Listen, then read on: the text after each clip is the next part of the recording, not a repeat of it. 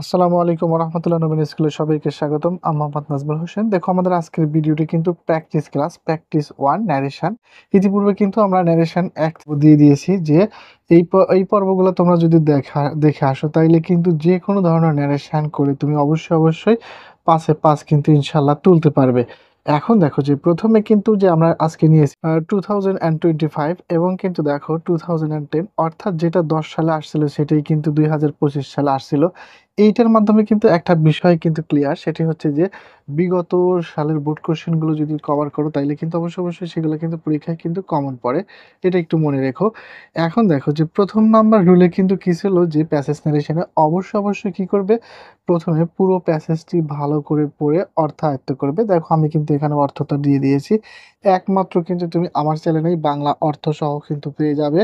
এরপরে দেখো যে প্রথম নাম্বার রুল কি শিখেছিলাম যে যে প্রথম কাজ কি করতে হবে, তোমার বক্তা এবং শ্রোতা কিন্তু আগে নির্ণয় করতে হবে। দেখো যে হোয়ার আর ইউ গোয়িং, তুমি কোথায় যাচ্ছ, সেইড দ্য মার্চেন্ট।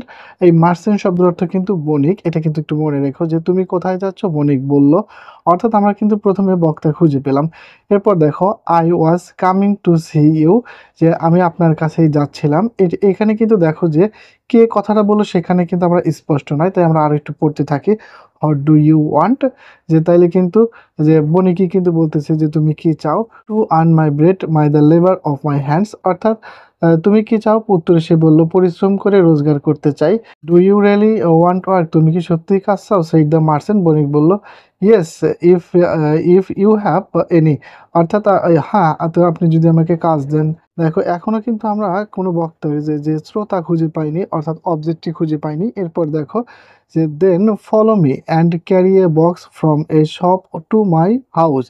দেখো যে তারপরে সে তাকে কি বললো যে তবে আমাকে অনুসরণ করো এবং দোকান থেকে একটি বক্স আমার বাড়িতে পৌঁছে দেবে।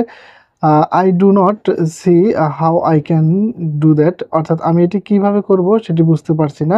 কে বলল, সেই দ্য ইউথ, অর্থাৎ যুবকটি। এই দেখো সর্বশেষে কিন্তু অবজেক্টিভ দেওয়া রয়েছে। তাহলে প্রথম রুল যে আমরা করিয়েছিলাম সেখানে কি বলেছিলাম, অবশ্যই তোমরা পুরো প্যাসেজটি পড়ে বাংলা অর্থ আয়ত্ত করবে, এরপরে বক্তা এবং শ্রোতা নির্ণয় করবে।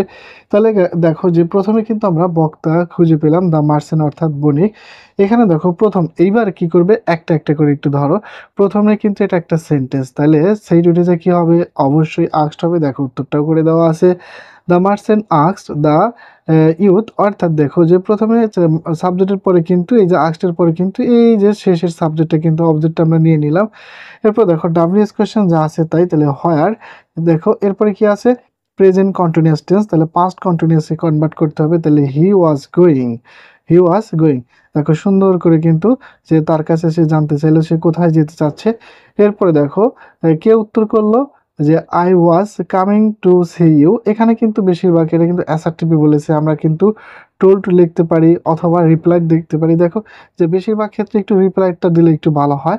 দ্য ইউথ রিপ্লাইড, যুবকটি উত্তর দিল, দ্যাট, যেহেতু অ্যাসার্টিভ তাহলে অবশ্যই দ্যাট লিখবো। দেখো এখানে কি বলা হয়েছিল, আই ওয়াজ কামিং, তাহলে আই ফার্স্ট পার্সন যুবক অনুসরণ করলে কি হয়ে যাবে, হি।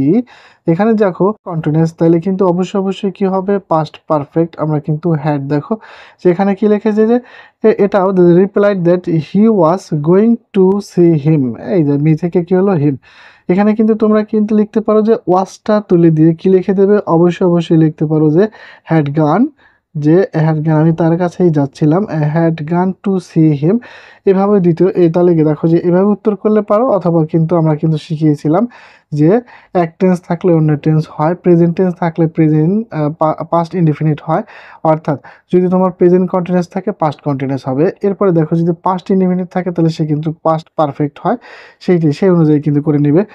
এরপরে দেখো পরবর্তীতে আবার কি কথা বললো যে ডু ইউ ওয়ান্ট, তুমি কি চাও, এই কথাটা কে বললো, আবারও কিন্তু বণিক। তাহলে বণিক কিন্তু দেখো আবারও কিন্তু ইন্টারগেটিভ, তাহলে আবারও দ্য মার্চেন্ট আস্কড, আবার জিজ্ঞেস করলো। এখানে দেখো হট রয়েছে, তাহলে হট হি ওয়ান্টেড, সে কি চাইতো সেটা কিন্তু বলেছে।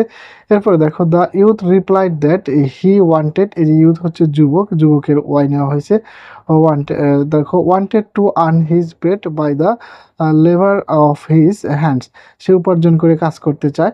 দেখো এইখানে কিন্তু সুন্দরভাবে যে to earn my bread and the labour of my hands, দেখো এখানে কি বলা হয়েছিল যে সে কি করতে চায় টু আর্ন, তাহলে কিন্তু এখানে আবার সে তাহলে এখন কি করবে অ্যান্সার করবে যে the youth replied that he wanted to earn. দেখো এখানে কি লেখা হয়েছে যে এখানে কিন্তু আবার অ্যাসার্টিভে বলা হয়েছে, এই জন্য ওয়ান্টেড টু আর্ন, এই যে দেখো to earn his bread by the labour of his hands. তারপরে দেখো আবার কি কথা বললো, আবার কিন্তু ডু ইউ রিয়েলি, তুমি কি সত্যি কাজ চাও, তাহলে আবারও কিন্তু কে কাকে বললো দ্য মার্সেন্ট এগেইন আক্স, যেহেতু সে আবারও উত্তর যে এবার কিন্তু পরপর কিন্তু কথা বলছে, এই জন্য কিন্তু দ্য মার্সেন্ট এগেইন আক্স অথবা অলসো আক্স দিতে পারো এখানে, যে ইফ হি রিয়েলি ওয়ান্টেড। এখানে ইফ হলো কেন, কারণ দেখো এখানে কিন্তু যে ডাব্লিউএস কোশ্চেন নাই, এই জন্য কিন্তু ইফ করা হয়েছে। If he really wanted work, সে কি সত্যিই কাজ চায়। এরপরে আবার কিন্তু দেখো এবার ইয়েস আছে, ইয়েস থাকলে কি হয়, অবশ্যই অবশ্যই কিন্তু রিপ্লাইড ইন দ্য অ্যাফার্মেটিভ হয়।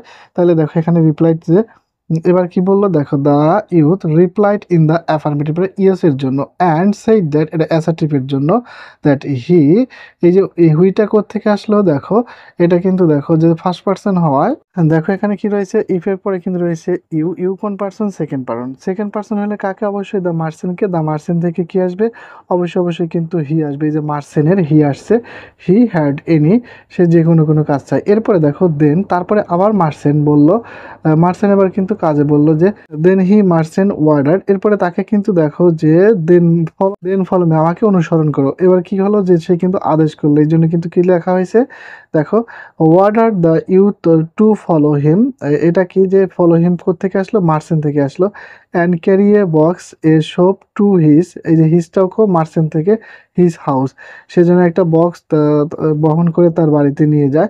এরপরে দেখো যুবকটি কি উত্তর করেছিল, যে দ্য ইউথ সেইড দ্যাট, যেহেতু এটি অ্যাসার্টিভে বলা হয়েছে তাই কিন্তু আমরা সেইড দ্যাট হি, এই দেখো যুবক থেকে আসলো he, did not see, did not see how, দেখো এটা কিভাবে করতে হয়, হি কুড ডু নট, সেটা জানতো না।